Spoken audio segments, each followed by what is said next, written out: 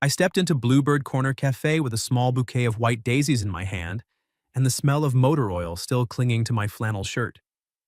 It was Friday night in Nashville, the kind of evening where the rain came down soft and steady, turning the streets into mirrors of yellow streetlights. My name is Ethan Walker, I'm 26, and I fix cars for a living at a small garage near East Nashville. That's pretty much the whole story of me, grease under my nails, black coffee in the morning, and a life that moves in the same quiet circles every day. My older sister Megan had decided I needed saving. She said I was turning into an old man before I even hit 30. So she set me up on a blind date with a girl named Haley. 25, works in marketing, wears a blue sweater, sitting at table 6. Megan even made me buy flowers. Don't get roses, she warned. Too much. Get something simple. Daisies or tulips. Be decent, not desperate. I was late. A pickup truck had died right before closing, and I'd stayed behind to help. By the time I washed my hands, changed into a clean shirt from my locker, and ran to the flower shop, I was already 20 minutes behind. The cafe was warmer than the rain outside, filled with the smell of cinnamon, fresh coffee, and the low hum of an acoustic guitar playing through hidden speakers. I scanned the room, heart beating a little too fast for a man who spent his days under hoods. Table 6 sat near the window. A woman in a blue sweater was sitting there alone, back straight, hands wrapped around a cup of tea that had clearly gone cold. She wasn't looking at her phone. She wasn't glancing around impatiently. She just stared out at the rain like she was listening to music only she could hear. I walked over. "Sorry," I said, setting the daisies on the table. "I'm late. I'm Ethan." She looked up. The first thing I noticed was that she wasn't 25. She was closer to 40. Dark brown hair cut just above her shoulders, a face that was beautiful in a quiet, tired way, like someone who had learned how to keep her sadness from showing on the surface. Her eyes were the kind that had cried enough times to know when to stop. For a second, I thought she might say I had the wrong table. Instead, she smiled. It was small, almost careful, but real. "Hello, Ethan," she said. "Sit down." I pulled out the chair and sat. My hands felt too big for the table. "Have you been waiting long?" "Long enough for the tea to get cold." I winced. "I'm really sorry. There was a truck at the shop." "It's fine," she said, cutting me off gently. "I've waited for people longer than this." There was something in the way she said it that made me not want to ask what she meant. I pushed the flowers toward her instead. "My sister told me to bring these. I hope it's not weird." She looked at the daisies for a long moment, then reached out and touched one of the petals with 2 fingers. "Not weird," she said. "It's been a long time since anyone brought me flowers." I still thought her name was Haley. I didn't ask. She didn't offer. We just started talking. And somewhere between my second cup of coffee and her third story about her students, I forgot this was supposed to be a blind date.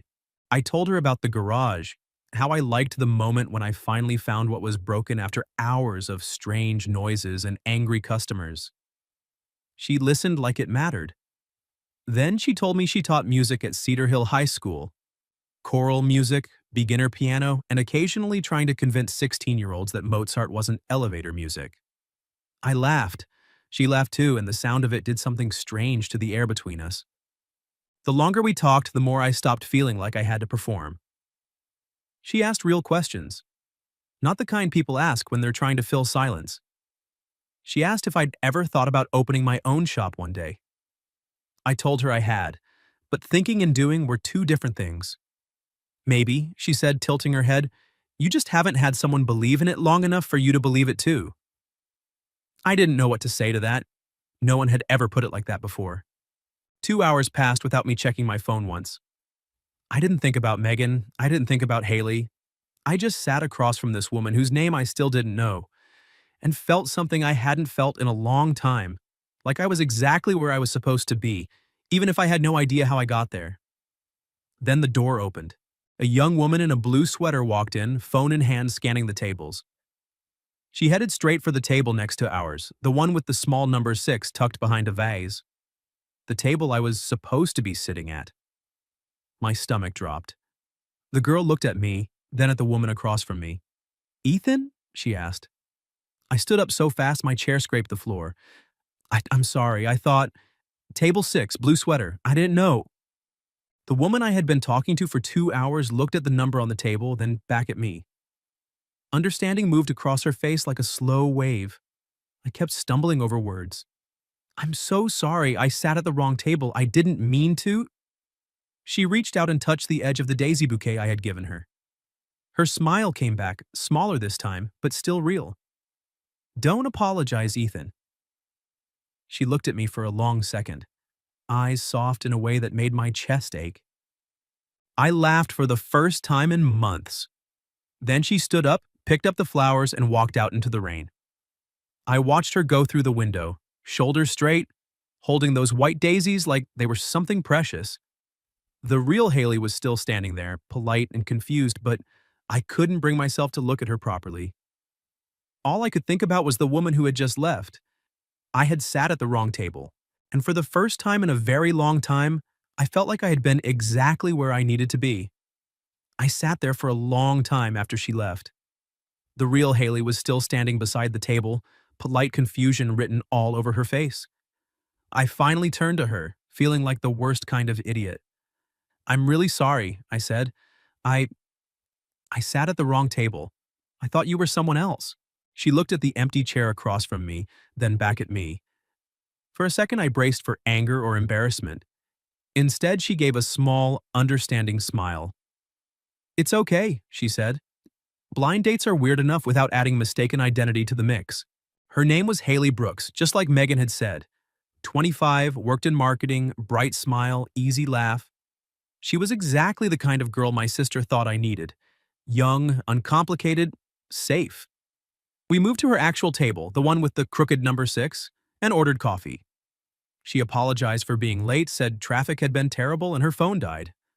I told her it was fine, but the words felt hollow even as I said them, because my mind was still at table 9. Haley was nice, really nice. She asked about my job and actually listened when I explained the difference between a timing belt and a serpentine belt. She told me about her work, about campaigns she was proud of, about how she wanted to start her own agency one day. She laughed at my terrible jokes and didn't seem to mind that I kept glancing toward the window like I was waiting for someone to come back. But every time she spoke, I heard Mara's voice instead. When Haley asked what kind of music I liked, I almost said, country. Then I remembered Mara talking about teaching teenagers to love Mozart and how sometimes the most honest music happens when the lights go out.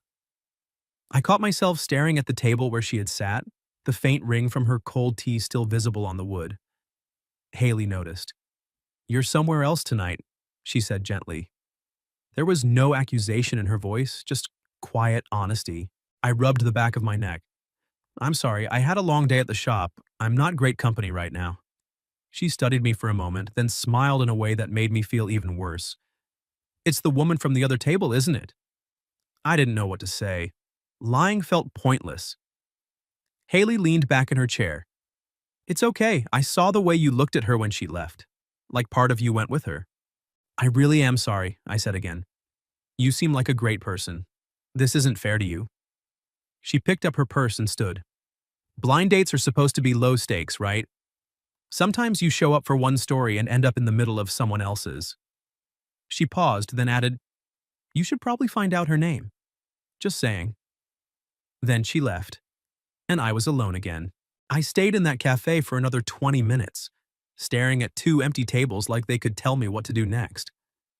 Eventually, I paid for both coffees, even though Haley had only taken a few sips of hers and walked out into the rain. The drive home was quiet. My truck smelled like wet flannel and engine grease. I kept replaying the last thing Mara said to me. Don't apologize. I laughed for the first time in months. I didn't even know her name. When I got back to my apartment above the laundromat, I called Megan. She picked up on the second ring, voice bright with expectation. So, how was it? Is Haley as cute as her picture? I sat on the edge of my bed, still in my damp shirt. I sat at the wrong table. There was a beat of silence. You what? I told her everything. The blue sweater, the wrong table number. 2 hours of conversation that felt like breathing for the first time in years. The real Haley showing up. The woman whose name I still didn't know walking out with my flowers and leaving me with a single sentence that wouldn't stop echoing. When I finished, Megan didn't laugh. She just exhaled slowly, Ethan, you talked to this woman for 2 hours and never asked her name? I thought I already knew it. She sighed the way only older sisters can sigh.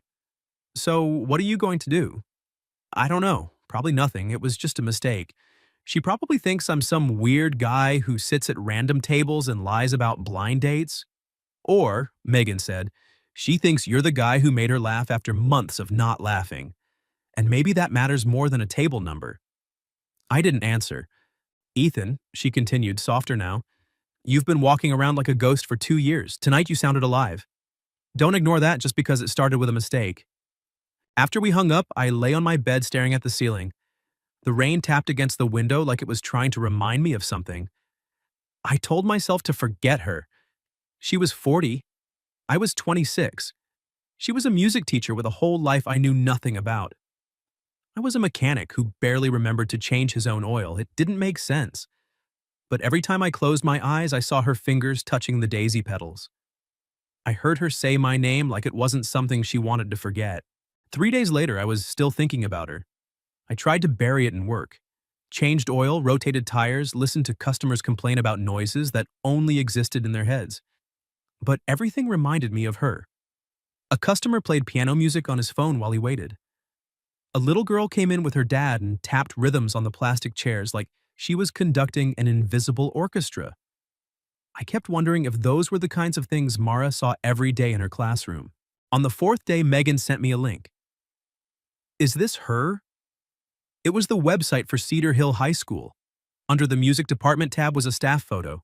Mara Bennett, music director.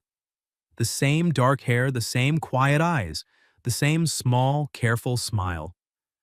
I stared at the name for a long time. Mara. I said it out loud in my empty apartment just to hear how it sounded. It fit her. Soft but strong.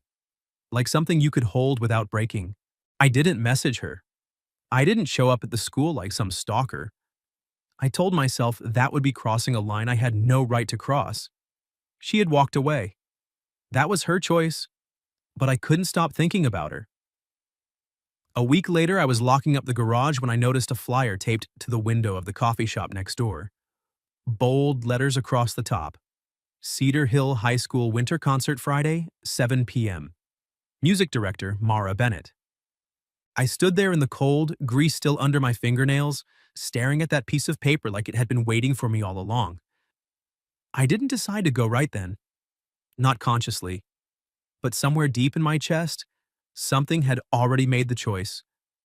I was going to see her again, even if it meant sitting in the back row of a high school auditorium like a stranger. Even if she looked at me and wished I had stayed at the wrong table where I belonged. I showed up early. The high school auditorium smelled like old wood, fresh printed programs, and the kind of cheap perfume teenage girls wear when they want to feel older. Parents filled the rows, talking in low voices, adjusting phone cameras, waving at their kids on stage. I chose a seat near the back, far enough that I wouldn't stand out, close enough that I could see her clearly. I told myself I was only there to listen to music. Mara walked out onto the stage wearing a simple black dress, hair pulled back low, a stack of sheet music in one hand. She didn't look nervous. She looked like someone who belonged exactly where she was standing. The noise in the room dropped the second she faced the choir.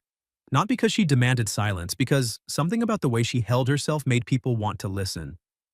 I had never seen her like this. At the cafe, she had been quiet, careful, like someone still learning how to take up space again. Here, she was the center of everything without trying to be. She raised her hands, and every single student on that stage straightened like they were waiting for her to give them permission to breathe. The first piece was a Christmas choral arrangement. It wasn't perfect. A few voices went sharp. One boy in the back row kept rushing the tempo. But Mara never looked frustrated. She just smiled that small, private smile I was starting to recognize, and kept guiding them with her hands. Gentle corrections, quiet encouragement, pulling the whole group back into rhythm like she was stitching something together only she could see. I sat there and understood something I hadn't understood before. She didn't just teach music. She taught kids how to believe their voices mattered in a room full of other voices. By the third song, everything went wrong. The main microphone crackled, then died completely. A teacher backstage started whispering frantically into a walkie-talkie. The students glanced at each other, shifting on their feet. The audience began to murmur. Mara turned around slowly. She looked at the dead microphone, then at her choir, then out at all of us. For a second, I thought she might panic. Instead, she set the microphone down on the stand like it had never mattered in the first place. She leaned toward the students and said, loud enough for the whole room to hear, "Looks like we're going to have to listen with our hearts a little more tonight." A ripple of soft laughter moved through the auditorium. She turned back to the choir. "Remember last year when the power went out during the spring concert?" A few of the older kids grinned. "We survived that. This is easier." Then she gave them the cue. No music, no microphones, no backup track. Just 30 teenagers singing in a dark auditorium with nothing but their voices, and the woman in front of them who believed they could do it. It was the most beautiful thing I had heard in years. I sat in the back row with my throat tight, remembering the story she had told me at the cafe about the power outage, and how the choir had sung in the dark anyway. I had thought it was just a nice anecdote. Now I was watching it happen in real time, and it felt like she had been telling me something important about herself without either of us realizing it. When the last note faded, the audience stood up and clapped so hard the floor vibrated. Mara bowed to her students first, the way a conductor should, then turned to the crowd. Her eyes moved across the rows, calm and grateful, until they landed on me. She saw me. For one long second, everything else in the room went quiet inside my head. She didn't look surprised. She didn't look angry. She just smiled. Small, the same smile she had given me when I sat down at the wrong table. And nodded once, like she had been expecting me all along. After the concert, I waited outside the auditorium while parents hugged their kids and teachers handed out flowers. Mara moved through the crowd like she was used to being pulled in 10 different directions at once. She accepted compliments, shook hands, hugged a crying boy who had just done his first solo. I stayed back, hands in my pockets, not wanting to interrupt whatever this part of her life was.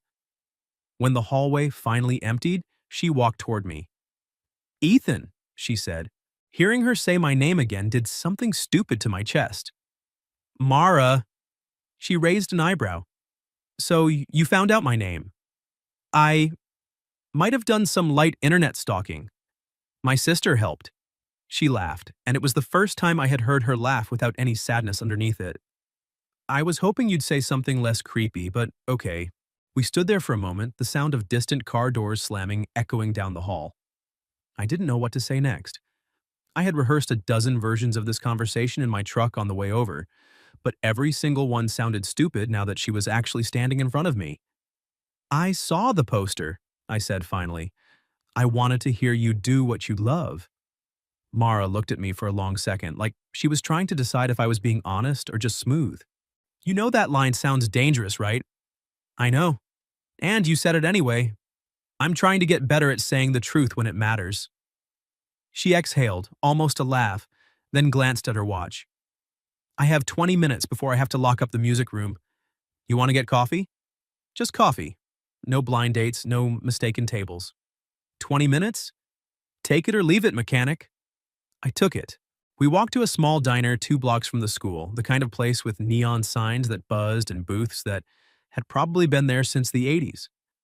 The rain had stopped, but the sidewalks were still wet, reflecting the streetlights in long streaks. We ordered coffee and sat across from each other under a flickering fluorescent light. For the first 20 minutes, we talked like two people who had just met at a concert. Safe topics, the choir, how nervous some of the kids had been, how proud she was of the boy who cried after his solo. I told her about the time a customer's car caught fire in the parking lot of the garage and how I still had nightmares about it. Then 20 minutes turned into 40, then an hour, then almost 2. Somewhere between her third cup of coffee and my second piece of pie, the conversation shifted. The careful distance we had been keeping started to disappear. She told me about her ex-husband. Not in a dramatic, oversharing way, just quiet facts.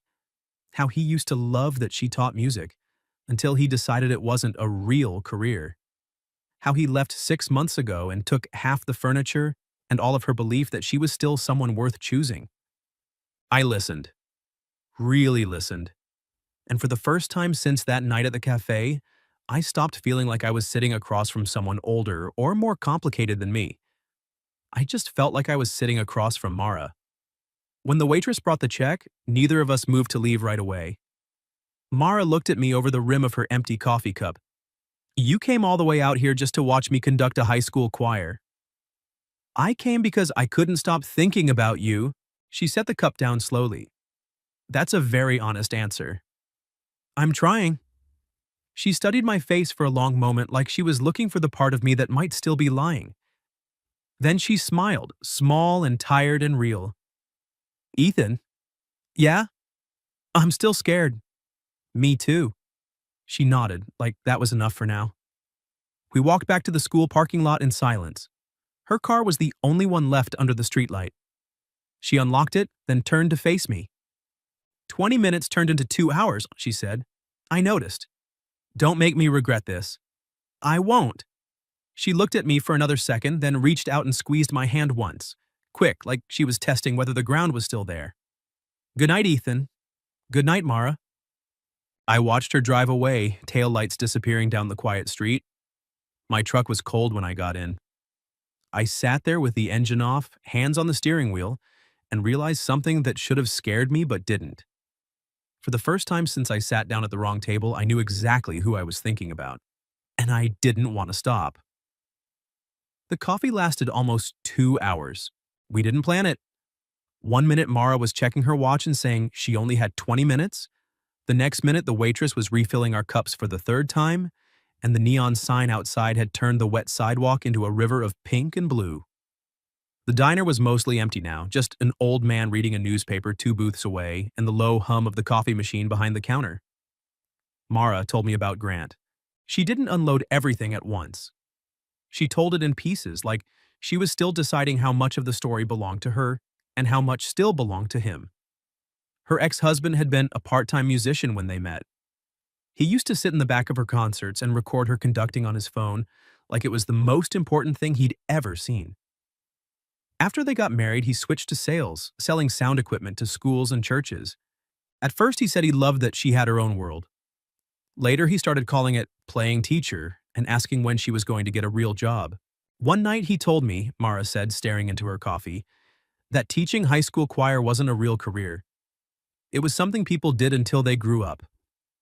I felt my jaw tighten. I didn't say anything. I just let her keep talking.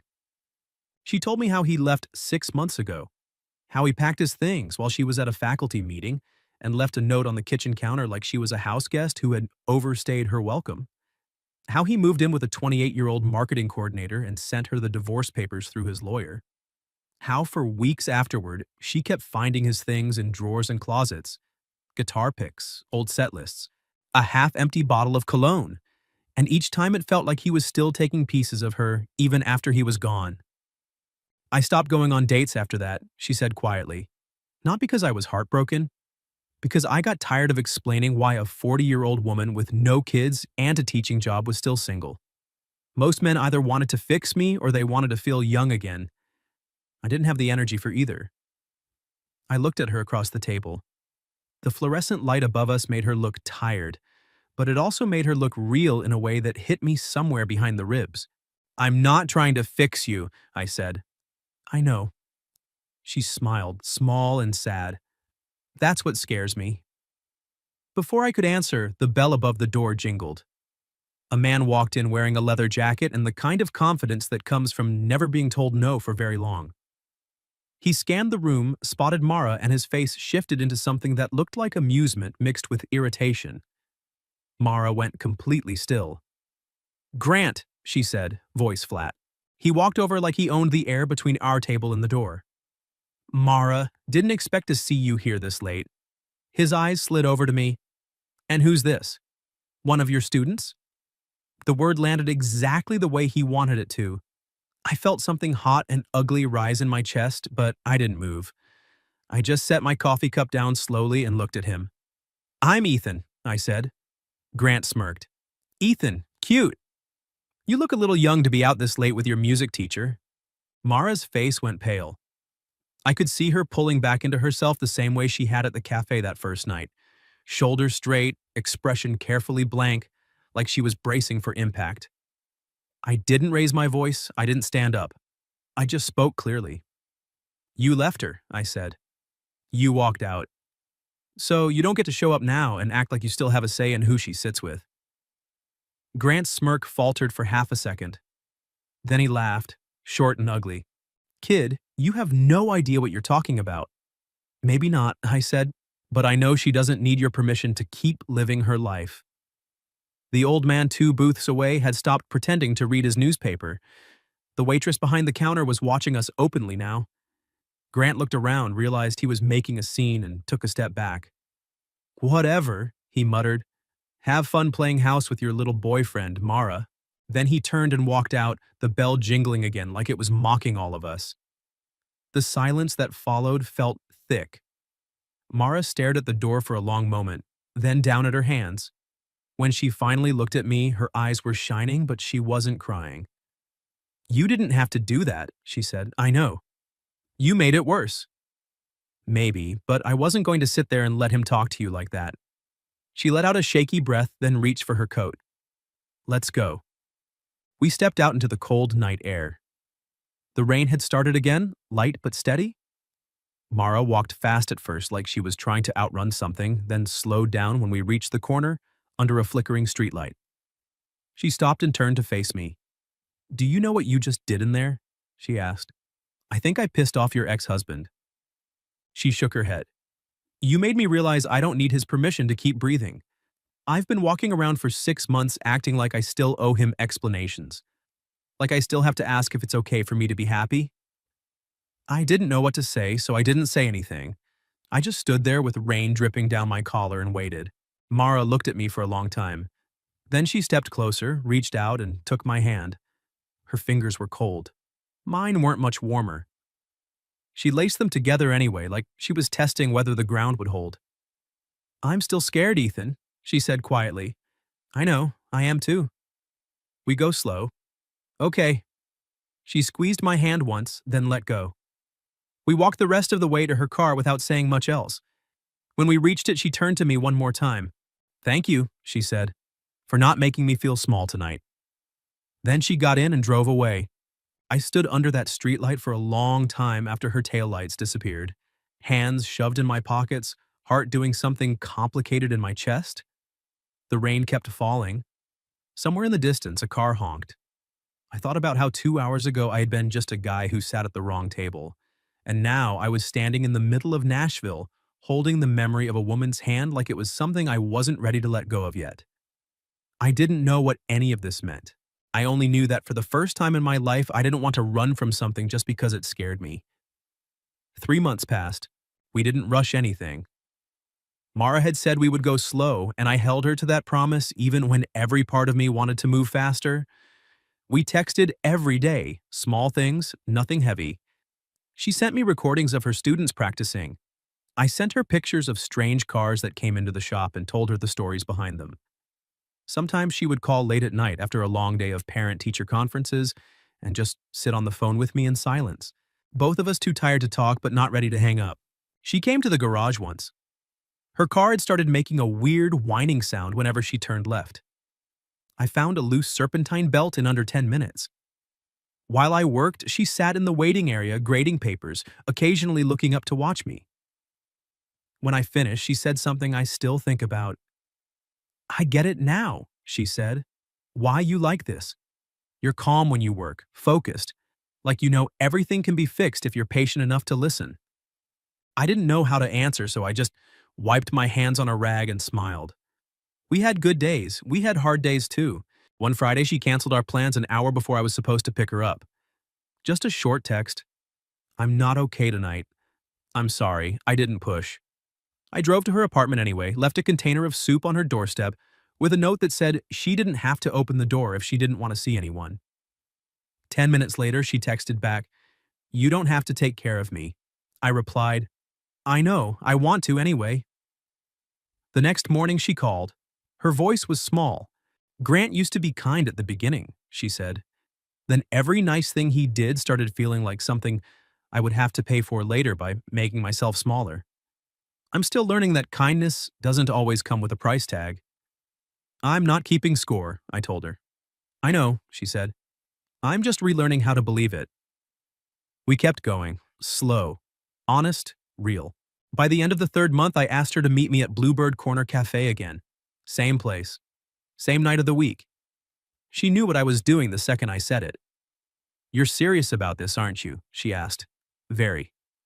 "Should I wear the blue sweater again?" "Only if you want to give me a heart attack from the beginning." She laughed, the real kind, the one that made me feel like I had done something right. I got there early, no oil on my clothes this time, no rushing. I sat at table 9, the correct one, and placed a fresh bouquet of white daisies on the chair across from me. The rain started just as it had that first night, soft and steady against the windows. When Mara walked in, she stopped for a second in the doorway. Same blue sweater, hair down. That careful smile I had fallen for without meaning to. She looked at the number on the table, then at me, then at the flowers. "Table 9, she said as she sat down. "I checked 3 times." She reached out and touched one of the daisy petals the same way she had the first night. "Ethan." I took a breath. "I don't know what this is going to look like in 6 months or a year. I know some people are going to think I'm too young and you're too old. I know some people are going to say this started as a mistake and mistakes don't turn into anything real.